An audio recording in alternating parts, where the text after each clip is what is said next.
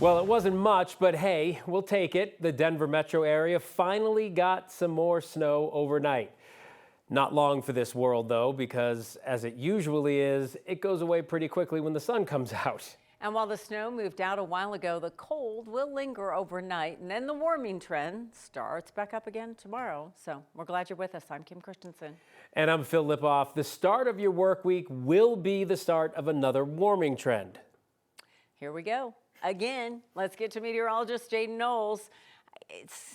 We're going into January now, like this. And you're talking about 60s still. Yeah, 60s back in the forecast thanks to a high pressure system that's continuing to build in across the state, especially as we head into the new year. We'll break all that down for you. But so far, looking at the next 3 days, 45 tomorrow. Now, this is the temperature we should be for this time of year. So that's some good news there. But then as we head into Tuesday as well as Wednesday, yep, there's the warming trend, the upper 50s as we head into Wednesday. But we did see that much needed snow, although it wasn't a whole lot. I kind of wish that we did see this snow back on Christmas Day, but it's still good that we saw it. 3 inches up towards Boulder, Westminster, 2.5 inches, and officially at the airport, 2.2. Overall, though, satellite and radar were nice and quiet. We're going to stay quiet as we head into the overnight hours into tomorrow morning, but those temperatures are still pretty chilly. The upper 20s with teens at the airport currently 25 degrees in Centennial. Those current temperatures across the entire state, some single digits out there, but overall, we'll start to warm back up as we head into tomorrow. Wind chill values are single digits as well, so if you had to be outside this evening, definitely bundle up. Here's your Denver forecast for the rest of the night, the low 20s, and then as we head into next week, we'll talk more in detail about what to expect and when we'll see those 60s. Well, some of us were hoping for a little bit of snow around the mountains, and certainly in the mountains and in Denver, but once again, the Denver area kind of got a dusting. So before people can panic about this, because we have been talking for a long time about how it is unusually warm, 9 News reporter Angeline McCall talked to a climate expert about what this means in the grand scheme, specifically for Colorado, Angeline. Right, I think so many of us are hoping for snow. I certainly was, and I'm not really a huge fan of the snow, but I was a little discouraged to see just a small dusting this morning just because we really need it, and it of course is winter time. So for us to really have a chance to catch up when we talk about average snowfall, climate scientists say that we really need to start seeing snow pretty soon, particularly in the Denver metro area as well as the mountains.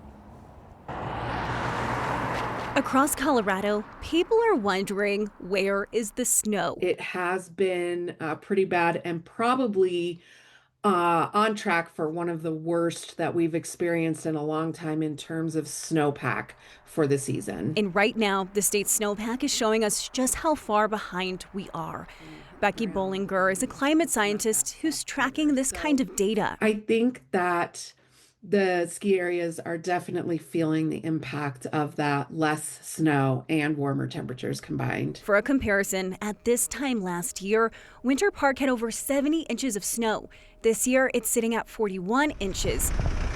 Or consider Denver. Last year, by the new year, we'd seen 23 inches of snow, and so far this year, just over 4 inches. There is the potential that they can make up for the lost ground that they had in the last few months, but it's going to be harder.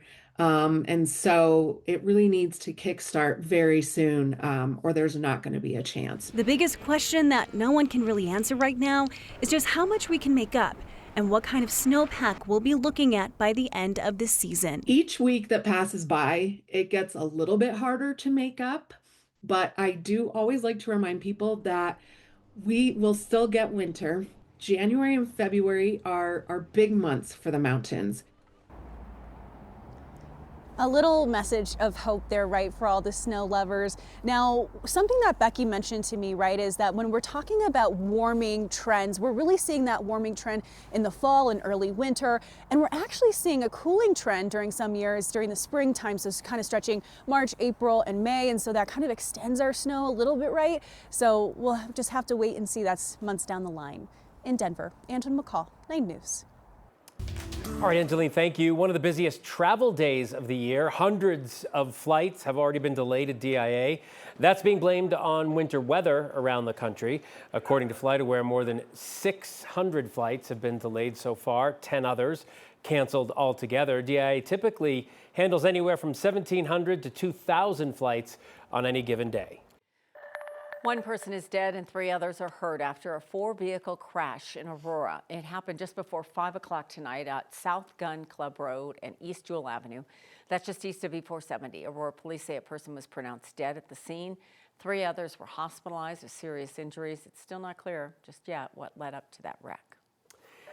Anyone hoping to ice skate in Longmont today was turned away. The city shut down Longmont Ice Pavilion after what they're calling an act of vandalism. 9 News reporter Ria Shaw takes us to Longmont to share what we've learned tonight. The city did put out a notice on their social media, but still we saw so many people and families coming in, reading the sign, and turning back around. City officials say it happened just before 9 o'clock last night during a private rink rental. Through security camera footage, they saw a kid kicking the ice repeatedly in the same spot, and eventually he broke through the ice and cut 2 maintenance lines underneath with their skate. The city says they're now working to fix it and hoping to reopen by Monday or Tuesday. On a holiday week when the temperatures have been in the 60s and 70s, we spoke with a lot of people here who said with the cold weather today, they thought it would be perfect for ice skating. I was gonna be my first time. Just want to go ice skating with my best friend. What? You like ice skating? Yeah. Yes. I wanted to go ice skating. This would be our 3rd time ever. So yeah, we were just walking up, and we had no idea. We're like, where are the cars? And then we read the sign. We did see someone working on it today, and he said since the damage happened below the ice, they have to rebuild the ice, so that might take a couple days. The city is still planning on having their noon Year's Eve party where families can come and count down to noon instead of midnight. That's happening on Wednesday, so if they reopen on Wednesday, they will still have that. Reporting in Longmont, Ria Jha, 9 News.